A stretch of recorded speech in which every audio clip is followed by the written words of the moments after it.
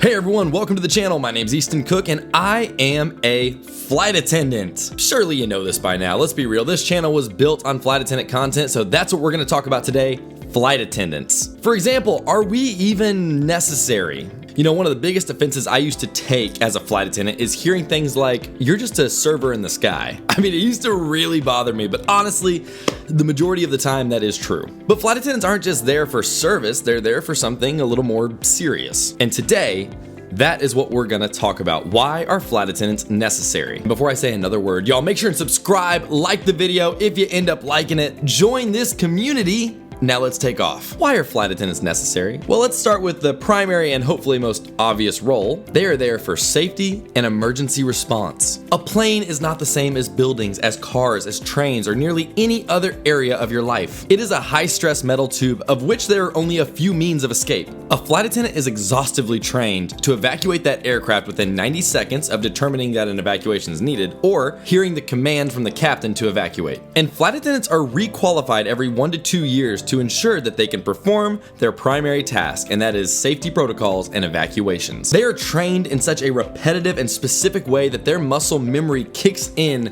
during an emergency. A vast number of crew members that survived plane crashes said that they didn't even think when they were required to evacuate. Their training just kicked in, and the flight attendants did what they were required to do. Flight attendants are there to ensure that you remain safe throughout your travel experience aboard that plane. Whether your safety is never jeopardized or your safety is in severe jeopardy, your flight attendants are ready. And what a time to talk about this too, huh? If you kept up with the news, you know that there have been numerous aviation incidents within the past 2 weeks alone. I'm gonna try and pronounce this correctly. Jeju Air Flight 2216, Fullerton Warehouse Crash, Etihad Airways Flight EY461, and even just a few days ago, Delta Airlines Flight 2668 in Atlanta. The flight that aborted takeoff due to an engine issue, and then the passengers were evacuated onto the tarmac. The footage here is some of the clearest that we have. As you can see here, the flight attendants are awesome, and the flight attendants and airline crew evacuated last. See, with roughly 100,000 flights taking off and landing every single day, it's easy to forget that emergencies even happen. But if they ever do, you'll be thankful to have your flight attendants aboard. Number 2, flight attendants enforce regulations and security. Let's be real, somebody has to keep control of the cabin. And yes, before I read a comment, the captain has final say.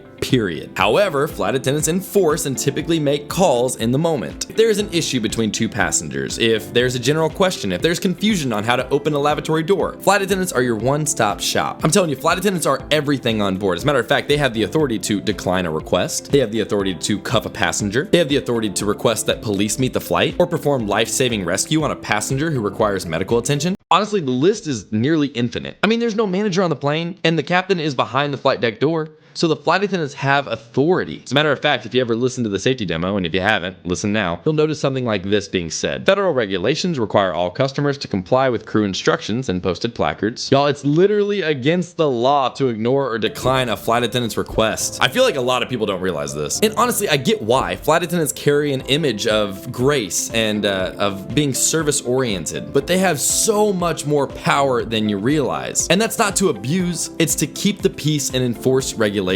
And number 3, yes, flight attendants are there for passenger comfort and support. Even a flight attendant's mere presence during turbulence offers support to passengers in distress. And you may have even found yourself doing this. Let's say that there's turbulence and it's really starting to get bad. You immediately poke your head down the aisle to take a little look at the flight attendant. Because if they aren't scared, you have a bit of a sense of comfort. But if you look at that flight attendant and they are praying and mascara is running down their face and they're just weeping, you're probably gonna freak out a bit. A flight attendant has to be on the plane for safety. That's number 1. That's the priority. So while we're there, we're gonna offer comfort and service. This comfort and service is the majority of our job, but it's not the reason for our job. A flight attendant's real job shows up in an emergency. And God forbid an emergency actually happens, but until it does, you're gonna receive comfort, service, and care. That means meals, beverages, blankets, headphones, etc. I mean, we're gonna make you as comfortable as possible. This is the truth. That's why I used to get annoyed when people said things like, oh, you're like a waiter in the sky. I would immediately think about how, well, no, my job is for safety. However, the majority of my job is service. And there's nothing belittling about that. I finally realized that at some point in my career. I realized that I don't want people to see why I'm really there. Because for me to show them why I'm on the plane means that there is something terrible happening. I would much prefer the peace of service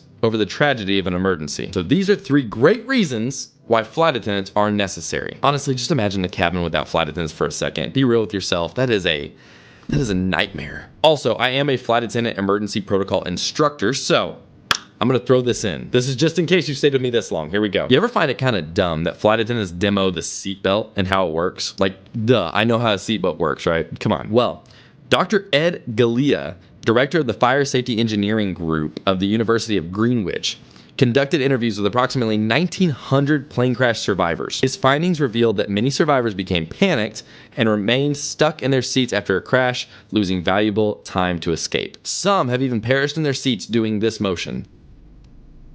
Some of you already know where I'm going with it. What kind of seatbelt do you use every single day? A car seatbelt. How does it work? Well, it buckles in, and then to release, you push the button. During a traumatizing event such as a plane crash, your muscle memory can kick in regardless of your current environment and force your body to do what you know to do. So that's why flight attendants demonstrate the seatbelt to hopefully remind you in that moment, hey, snap out of it. It's a lift, it's not a push. It's terrifying to think about, but again, that's why flight attendants are trained so thoroughly and repetitively, because flight attendants are primarily there for your safety. And that's all for today, y'all. Thanks for watching. Make sure to subscribe, like the video if you liked it, follow me on the socials, shop my Amazon storefront, all in the link in the description below, and I will talk to y'all next time. God be with you.